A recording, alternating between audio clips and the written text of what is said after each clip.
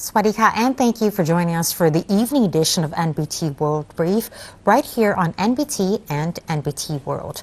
You're with me, Tra Tirakausan. His Majesty the King has graciously provided emergency medical equipment kits to support Thai military personnel injured during clashes along the Thailand-Cambodia border. A total of 200 emergency medical kits valued at 2.17 million baht have been granted.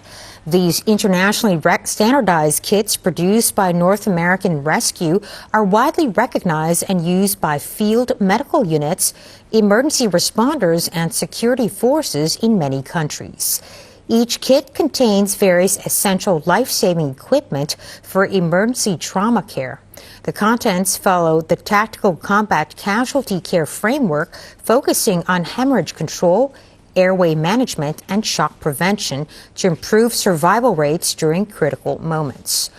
The royal bestowal of these medical supplies demonstrates His Majesty's deep concern for the safety of military personnel and His Majesty's enduring support for those who selflessly serve the country. The Joint Press Center on the Thailand-Cambodia border situation reiterated Thailand's position that its military response is an exercise of the state's inherent right to self-defense under international law. According to the center, two key legal questions apply: whether Thailand is entitled to use force and whether Thai operations comply with international law. The center stressed that under the UN Charter and customary international law, force is normally prohibited, but Thailand's actions meet self-defense criteria because they respond to armed attacks, are proportionate to the threat, are taken when no effective alternatives remain, and are notified to the UN Security Council. Thailand submitted a letter to the Council on December 9th explaining the border situation in line with these principles. The center noted that Cambodia accuses Thailand of violating global norms, but said facts and on-the-ground evidence will demonstrate Thailand's adherence to international law in this prolonged dispute. Officials also warned that individuals or entities who ignore National Security Council regulations banning the provision of supplies or materials that could support military operations may face legal consequences.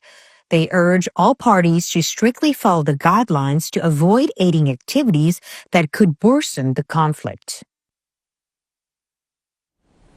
The government of Laos has officially confirmed that all petroleum products imported from Thailand are strictly for domestic consumption, dismissing concerns that the fuel is being diverted to Cambodia. During a high-level diplomatic meeting, the Laotian Industry and Commerce Ministry said it understands Thailand's current national security requirements and clarified the legal boundaries regarding energy trade. The Laotian Ministry informed Thai energy officials that re-exporting Thai oil to Cambodia is a violation of Laos law. To maintain transparency and preserve regional stability, Laos has agreed to a comprehensive information exchange program with Thailand. This partnership will allow both nations to monitor oil trade data and verify the end use of fuel shipments, ensuring that no resources are used in a manner that undermines Thai security. According to the Thai Ministry of Energy, the volume of oil crossing the border into Laos remains within standard historical parameters. While daily fluctuations occur due to logistics, the average flow is approximately 20 trucks per day through the Chong Mek border crossing. Official records show that daily traffic can range from as few as 5 vehicles to as many as 50 vehicles, depending on local demand. But the overall monthly totals show no significant or suspicious spikes. The Eastern Economic Corridor Office has held a strategic dialogue with foreign chambers of commerce as part of efforts to refine Thailand's long-term investment strategy and strengthen its appeal to global investors. Titled EEC Forum with Foreign Chambers, Shaping the Future of Investment Together, the event brought together representatives from major foreign business chambers, international investors, and executives from companies operating in Thailand. Designed as an open exchange, the forum gave investors an opportunity to share views on Thailand's investment environment with special attention on the Eastern Economic Corridor.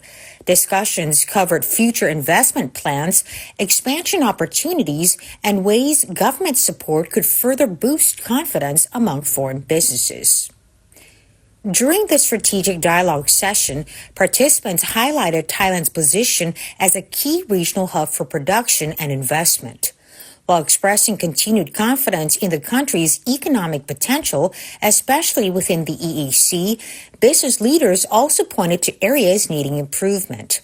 These included more efficient facilitation processes, stronger workforce development, and clearer, more consistent policy direction to support emerging industries.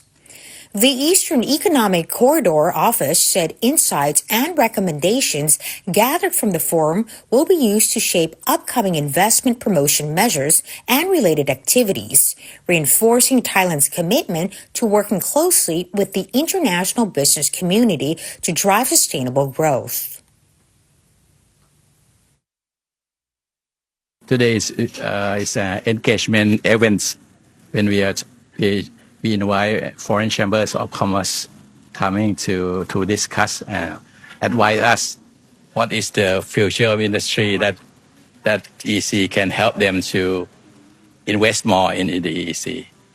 So today we discuss on the strengths and weakness of the EEC in the eyes of each country. And we have some input to improve it. Then we're talking about how we can coordinate with them to make EEC more competitive. Basically, we like Thailand to be more competitive and become one of the country that investors come and decide to be in Thailand. For the EEC, we plan to become investment solutions where everything, where they're thinking about investments, think about how to invest fast and start the operation fast, they can come to the EEC because we provide advice from the beginning. We provide a package of incentive. We provide a one-stop service. Once they receive the incentive, if they want to utilize the incentive, they can come directly to the EEC and get things done in one roof, in one office at the EEC. Thailand has officially opened the International Conference on Global Partnerships Against Cyber-Enabled Fraud at the Intercontinental Hotel to forge a united front against the rising tide of digital crime. The Ministry of Foreign Affairs joined forces with the United Nations Office on Drugs and Crime to bring together international delegates focused on dismantling sophisticated scam networks. Officials launched the summit today with a clear mandate to improve cross-border coordination and develop more efficient responses to the rapidly evolving tactics of cybercriminals. Foreign Minister Sihasak Phuongketkaew addressed the assembly by highlighting the dual nature of modern connectivity. He explained that while technological leaps foster innovation and progress, they also grant criminals a dangerous lead over existing legal frameworks and social defenses. These activities threaten economic stability and the fundamental rights of citizens everywhere. The ministry urged the global community to accelerate its collaborative efforts to reclaim safety in the digital age. The scale of the crisis was brought into sharp focus by United Nations leaders who provided grim statistics regarding the human and financial cost of these operations. The UN reported that online crime now drains $43.8 billion from the global economy every year. Beyond the financial devastation, the crisis has fueled a human trafficking epidemic. Current estimates suggest that 100,000 people from more than 60 different nations have been coerced or deceived into working within scam compounds.